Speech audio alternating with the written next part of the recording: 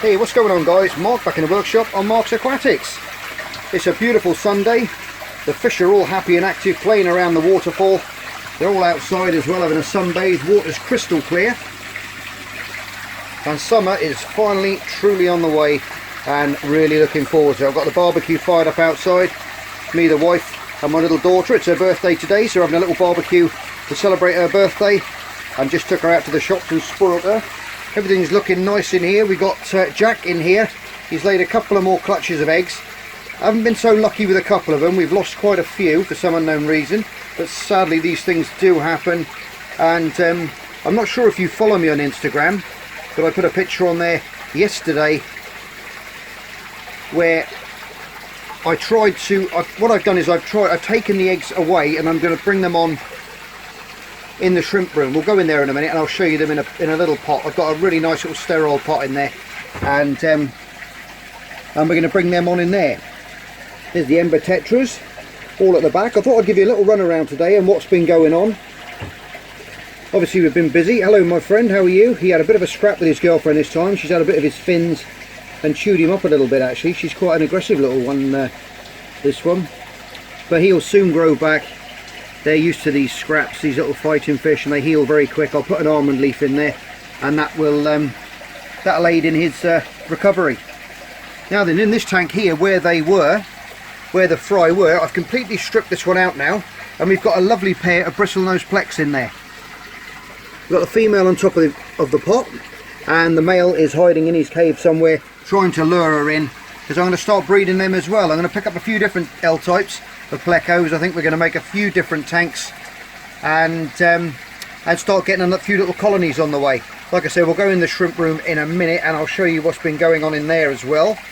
So that's new, all looking nice. I've got some nice Amazon swords, the big swords in there as well. We've got some other different types of plants, and I've just put one of my little cucumber holders in there, and as you can see they've made short work of that bit of cucumber, as have the snails.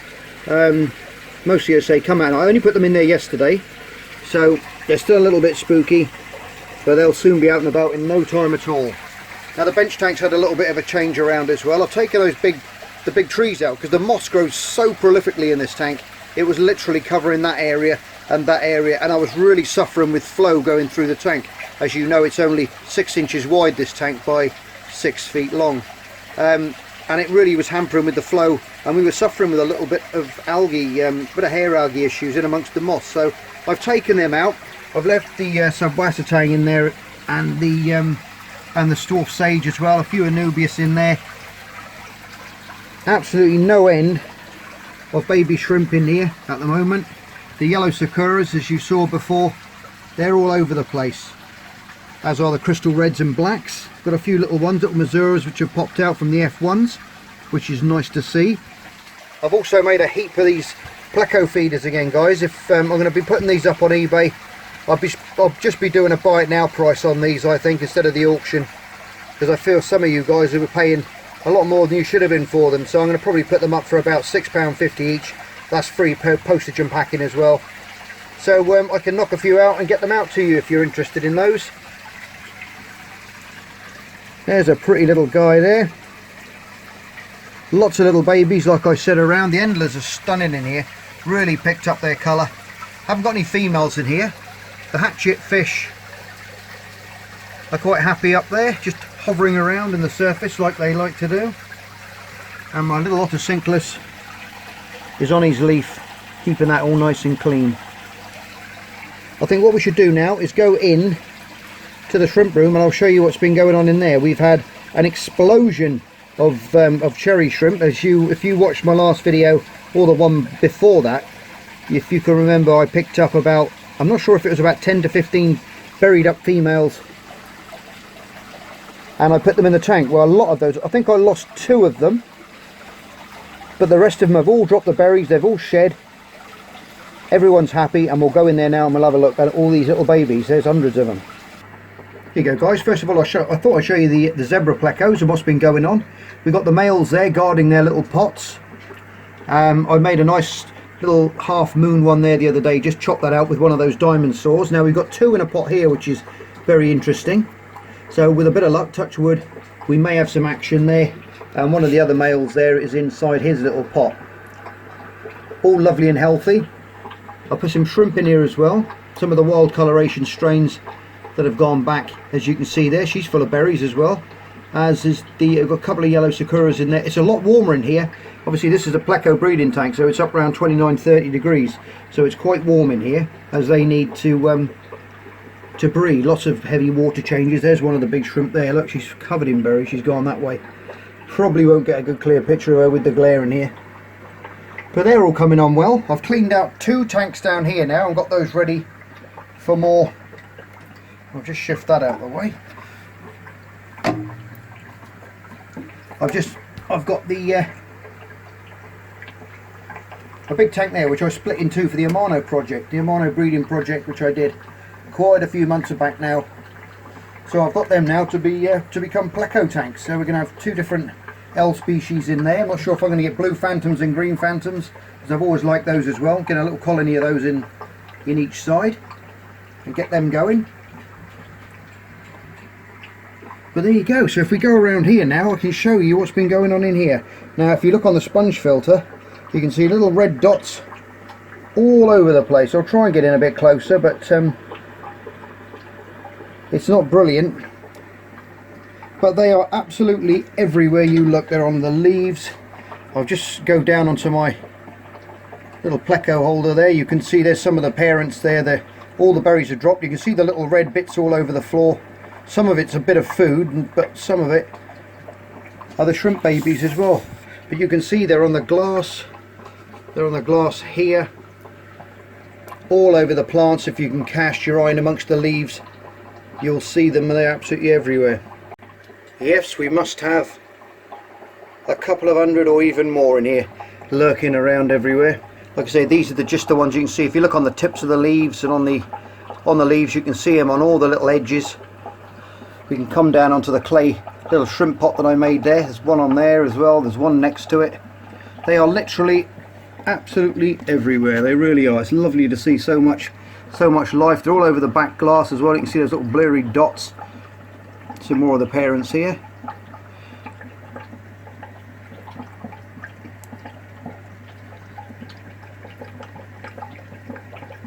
And the snails making short work of these decaying leaves as well.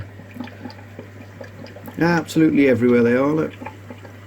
So we got a good colony on the go now. We'll give these girls a little bit of a rest. A lot of them are saddled up again, ready to go. If you look there, I'll just give you a nice still picture there. You can see that lovely orange saddle on the top of her back there, where that name comes from. Saddled like a horse on a saddle of a horse. And that is just all the ovaries there, just stuffed with eggs. You can see the babies creeping towards her, feeding away as well.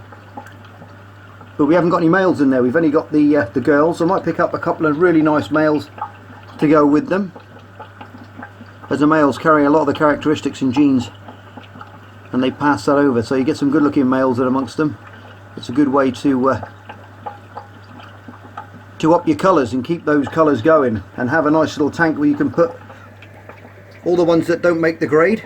Keep those or take them back to the shop. There's a little bit of algae on there. I took that rickia out of one of the tanks and I thought I'd put it in here just for the time being, but it has got a bit of hair algae on it. Algae doesn't worry me too much. It's somewhere for the shrimps to feed and graze on, and all I've got to do is lift that out. But no doubt, with the lack of nutrients and things in the water, it's probably just going to slowly disappear over time. You can see all the little babies in amongst that as well. I'll try and get you a bit of a closer up. There's a better view of the babies all around mum there. Here's one of the pleco discs which I'm making with a couple of babies on as well. And some of those lovely big ram's horn snails that I got off Jonathan. I think his name was Jonathan, from Plague Angel. That's his was his website. But they're lovely condition, and they'll get bluer as time goes on. But you can see how many babies we've got. I know I keep saying it, but there's absolutely millions of them in here. And don't forget, guys, when you're getting the babies, get the biozyme, and make sure you're readily putting the biozyme in, and the and the Gen Chem as well, the Gen Chem Polytase, which I use after I knock everything over. And sorry about the, have a little view from the top a minute. There you go. Make sure you've got the Gen Chem Polytase as well. You've got all these lovely bacteria and stuff in there, which are brilliant for their guts, to give them a good old kickstart for their life. There you go. You can read all about that. Saves me taking you through it all again. I've got videos on this stuff if you want to pop back and have a look at that. But that's all good stuff. Now then, you see that little box there? If you look in amongst it, I think quite a lot of the eggs now are dropped underneath, but that is, we've got a heap of eggs in the base, you see, and these are all Jack and his girlfriend's baby, all the eggs from them. I can't believe it. I put her in there literally for a day, just while I was doing something and moving something around, because it's really heavily covered in that tank and she can get away from him in a split second. So I thought I'd put them in there just for a minute. She's always out. She's very, very easy to just put the net in underneath her, lift her out into another pot and change her around, and within literally under that 24 hours he'd built a bubble nest and they'd shot these all up inside it. If you, like I say, if you follow me on Instagram, you'll see the pictures that I put up yesterday of the eggs all in amongst it. Now the thing is, it's full of ember tetras in there and those little dwarf corries, and there's so many little predators in there, these would not have stood a chance. So I thought, well, to give them a better chance, and we've had a bit of a rough time with the youngsters so far with the other ones, we're going to give these a whirl as well. I've got some of the other fry still coming along in one of my other tanks, but not as many as I thought. You do get big losses with Betta fry, but we got loads in there, so we're going to give them a go. I keep changing the water in and out, and I keep blowing them around with a bit of airline. What I use is a piece of airline like that, and I'll put it, I'll just show you actually, just to aerate them. I put it under there like that, and I just give them a little tiny puff, like,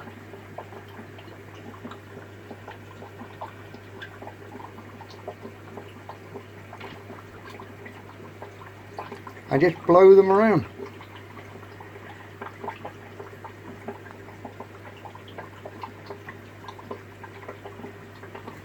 Obviously there's very, very small holes in the bottom of this. This is one of my GoPro lids, which is perfect for this, because it's got, where the handles go in, there's very, very small holes, so the water's constantly going in and out of there. That's why you see it's the same level as the tank, so that water's just slowly going in there. And what I do is I just take some from the top here. Just got my little algae scraper there. Sorry about the shaky footage, but I got my algae scraper holding it to it. And what I do is I got my good old turkey baster there, and what I'll do is I'll squeeze it, suck a load up like that, blow that back into the tank, and then it will re-level itself. It'll suck some more water in from the bottom and gravity feed back up and put some fresh water back in there, so it's very handy for doing that. And there's nothing else apart from it, there's nothing else in there apart from them. There's probably a few stuck around in the top here as well. I'm absolutely crazy about this light. It's absolutely fantastic. It gives such a good spectrum of light. The plants are growing like crazy. This dwarf water lettuce is really kicked off.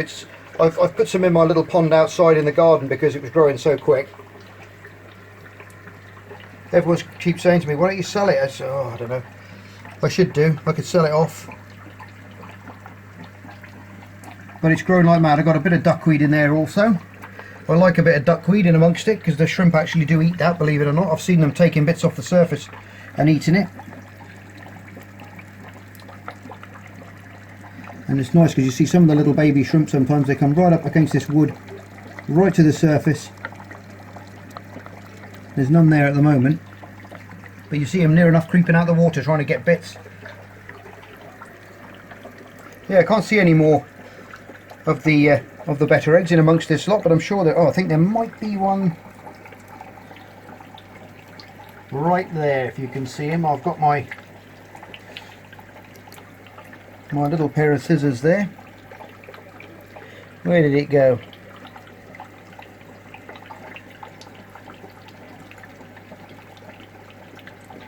right about there, right on the tip of my scissors there. You can see one just floating in amongst it there. So we'll leave that, see what happens. There's nothing in here which is going to predate on them when they hatch, and if they do die, the shrimp will clean them up in no time at all. But the plants are growing absolutely fabulous in this light. They really are thriving away. Very happy with that. Like I said, I'm going to get a couple more for my other tanks, because I've got one very, very high up here which shines down, but so it gives a bit of a more of a dim light for the plecos, because we don't really want a lot of light for them because they don't like strong lighting, and we want them to go breeding and doing their thing. I've tried Barry White music, all sorts, nothing's worked as yet, but we're working on it. But these are stunning cherries, absolutely beautiful, lovely conditions, stunning deep red.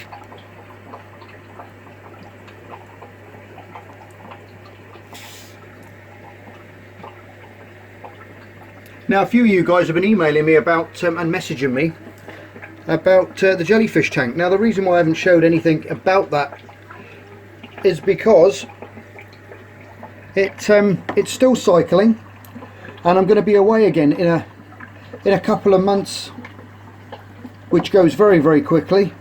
So my plan is to wait until I return from my trip, and then I can stock it up and we can do a bit of a mission, because we get moon jellies around this way, so it'd be lovely to go and get some and make a day of that as well, so we can show you, we can go down, take some more, show you that process as well, get the salinity right, get this, that right, everything else before we put them in. But the reason is, that's the reason really, because I'm going away and I haven't actually got anybody to look after them, so they do need regularly feeding, and going away for, you know, a couple of weeks is they're going to just starve, and I wouldn't put anything through that just to make a video, because I think a lot of these little creatures, and I wouldn't want them to get I wouldn't want anything dying, like I say, just to make a video. So we're going to have to wait until we come back. I know it's going to be a bit of a wait, but it'll be worth it in the end, believe me, it'll be worth it. Right, what else can I show you? What else has been going on? Ah, there you go, I can show you some chicken. That tasted nice. We're over here. There's the wife.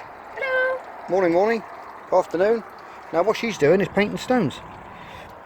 Now we've got a thing over in Wales at the moment, I think it's running pretty much worldwide at the moment, where you go down, you pick up some stones, decorate them, and then you put them somewhere for the kids and people to find, and then when they find them, she hasn't written on the back of that one, but then you do the RCT Rocks, and what you do is you take a picture of it, go onto the RCT Rocks website, put that picture up on there of you holding it or your kid holding it, and then what you do is you take it and you hide it and put it somewhere else for someone else to find, and it just keeps on going. It's a really interesting thing to do. Kids love it, and your stones can turn up all over the world. People have taken them on flights to the US, all over the place, and they've been turning up. So it's quite you never know. I don't think that one's going to go very far. It's like a breeze block. It's quite a big one, but it looks quite nice. Here's the little pond over here. It's a little bit in the shade at the moment, but you can see all that dwarf water lettuce that I put in there. The old hanging baskets are covering it up, and I've got some sage as well. Different things growing in there. Himalayan poppies, which come up every year. I've just put a few of those guys in there just for the time being. But it's all doing well. Well, I'll be getting into them in a minute, don't you worry. There you go guys, I thought I'd just pop up in the bedroom and I'll show you the little paludarium that we made a while back and how it's coming on. Growth has gone absolutely crazy in there. I can just take you in down the bottom. Now I did put in some little ember tetras some time ago. You can see the sage has gone nuts in there, it really has, but it's very, very deep. You can see the little chili rasboras all swimming around. There's about 6 of them in there. It's a big old tank. There's a good surface area, it goes right the way around, so it's not just at the front there. It takes a lot more than it actually looks in this tank, but they're very, very happy in there. We've got some yellow shrimp in there as well, sakuras, and we've got some crystal reds in there. I put a couple of buried ones in there, and they've dropped their babies as well, but I think the little chili rasboras have had a go at them. But they may just be hiding around the back, because there's a lot of stonework and a lot of things around the back. Like I said, the plants are doing really well, so I've got a little jungle in there. I turn the pump right down so it just literally drips off there, off the leaves, and just comes down and just cascades back down into the water and slightly oxygenates the water that way. And they seem really happy in there. It's a thriving little ecosystem. If you're new to the channel and you haven't seen that, I actually built all these off. I built them out of these big tubes that I got from a recycling plant. So pop back and you can see how I made them. It's a bit of an interesting build if you're into that kind of stuff. Little bit of burn on some of the ivy leaves, but I just keep getting my little scissors in there and trimming those bits off. But it's gone mad, absolutely mad. But as you can hear, if I keep quiet for a minute, you can't hear a thing. The way I've angled the stones, you can't hear a thing.